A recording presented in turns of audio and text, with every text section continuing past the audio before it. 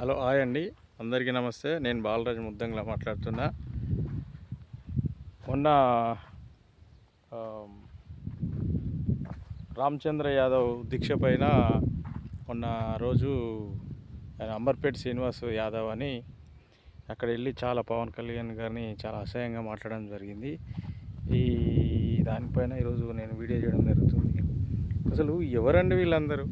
పవన్ కళ్యాణ్ తిట్టడానికి ఒక్కొక్కడు ఎవడు చూడు పవన్ కళ్యాణ్ తిట్టుడే కానీ వేరే మీకు ఉద్దల దమ్ము ధైర్యం ఉంటే మీరు కూడా ఆయనలాగా ఉండి పోరాడి ప్రజలకు మేలు చేసుకుంటా సేవలు చేసుకుంటా ప్రజలకు రోడ్లు లేని ప్రాంతాలలో రోడ్లు కరెంట్ లేని ప్రాంతాలలో కరెంటు అనుక్షణం ఆయన ఎన్నెన్నో సుఖ సంతోషాలు వదిలిపెట్టి ఈరోజు రోడ్ల మీద వాడు తిరుగుతున్నాడంటే ఈ నా కొడుకులు వాడు దున్నపోతలు ఆక్కున్నాడు కర్రెగా పిచ్చి నా కొడుకు వాడు ఏం మాట్లాడుతుండో వానికి అర్థమైతే లేదు.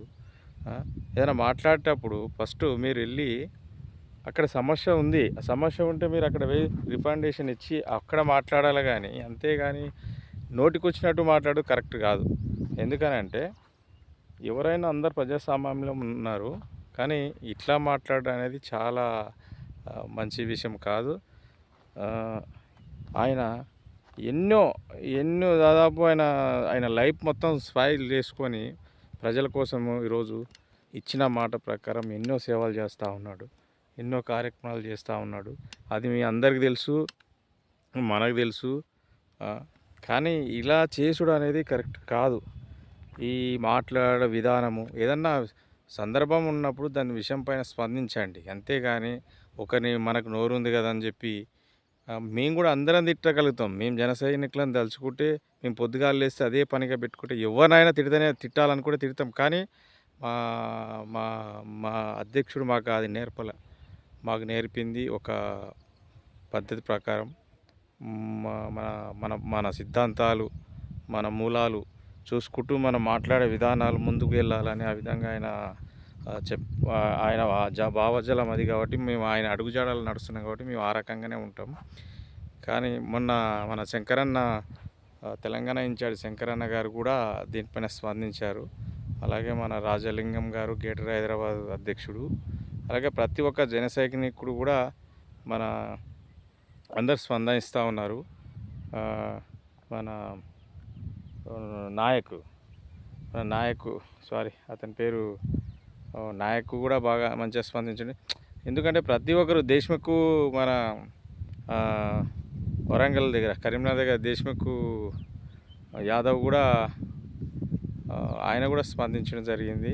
ఇంకా శ్రీనివాస్ అనే వ్యక్తి ఆయనకు దేశ్ముఖ్ యాదవ్కు చాలా దగ్గర క్లోజు అని అంట.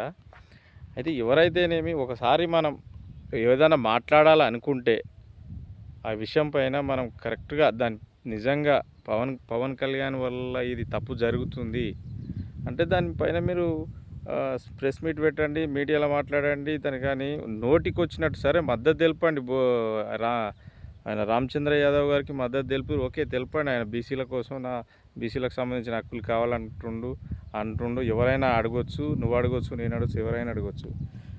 ఆ విషయం మీద వాళ్ళు మాట్లాడుతున్నారు. పవన్ కళ్యాణ్ కూడా ఒక బీసీ వ్యక్తే. పవన్ కళ్యాణ్ కూడా ఆ బీసీల గురించి ఎంత ఆలోచన చేస్తాడో, ఎంత ముందు లోతుగా ఆలోచన చేస్తాడో అనేది అందరికీ తెలుసు.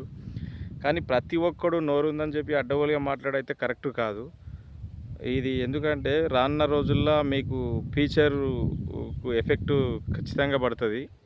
ఎవరన్నా ఒక యాక్టరు, ఒక రాజకీయవేత్త, ఒక రాజకీయ నాయకుడు, ఒక డిప్యూటీ సీఎంగా ఉండి కూడా ఈరోజు కొన్ని వేల మందికి, వందల మందికి, లక్షల మందికి సహాయాలు ఉన్నాడు. కానీ మీరు చేతనైతే సాయం చేయండి, లేదంటే దాని విషయం సందర్భం వచ్చినప్పుడు దానిపైన మాట్లాడండి. ప్రతి విమర్శలు ఉంటాయి, ఆ విధంగా మాట్లాడుకోవాలి. కానీ మీరు తోరి అవల కళ్యాణ్, పవన్ కళ్యాణ్ మీ అడ్డగోలుగా మాటలు మాట్లాడితే మాత్రం ఖబర్దార్ బిడ్డ, నీకు జన సైనికులు గట్టి బుద్ధి చెప్తారు తెలంగాణలో. ఎందుకనంటే మాట్లాడేటప్పుడు దాన్ని వెనక ముందు చూసుకొని మాట్లాడాలని నేను మరి చెప్తా ఉన్నాను. ఈ విషయం నేను అది 2-3 రోజుల ముందే నేను మాట్లాడదాం అనుకున్నా, కానీ నేను కొద్దిగా బయట ఉండి వీలుగాక మాట్లాడలేదు. నేను జాతీయ భవన నిర్మాణ కార్మిక సేవా సంఘం జిల్లా అధ్యక్షుడిగా వర్క్ చేస్తున్నాను. కానీ పవన్ కళ్యాణ్ను తిట్టేటప్పుడు ఇంతకుముందు కూడా చాలామంది చాలా రకాలుగా మాట్లాడారు. కానీ తిట్టేటప్పుడు వెనక ముందు చూసుకొని మాట్లాడాల్సిందిగా నేను కోరుతా ఉన్నాను. అలాగే ఒక మనిషి ఎంత నువ్వు పెద్ద పుడింగ్ ఏం కాదు, నీకన్నా పెద్ద పెద్ద నాయకులు, రాజకీయవేత్తలు, తలపండిన నాయకులు కూడా పార్టీలలో ఉన్నారు. కానీ ఒక మాట మాట్లాడేటప్పుడు దాని స్థితిగతులు కనుక్కొని వెనక ముందు చూసుకొని మాట్లాడాలి. మీకు ఈ నోరుకు వచ్చినట్టు ఇష్టం వచ్చినట్టు మాట్లాడు చేసుడు అనేది కరెక్ట్ కాదు. ఎందుకంటే నేను చెప్పేది ఏంటంటే ప్రతి ఒక్క పార్టీ నాయకులకు ఎవరైనా ఏ పార్టీ నాయకుడినైనా విమర్శించేటప్పుడు కాస్త వెనక ముందు చూసుకొని మనం మాట్లాడాలి. అదేవిధంగా అందరికీ మన మాట తీరే అందరినీ దగ్గరికి దూరం చేసేది మన మాట తీరే.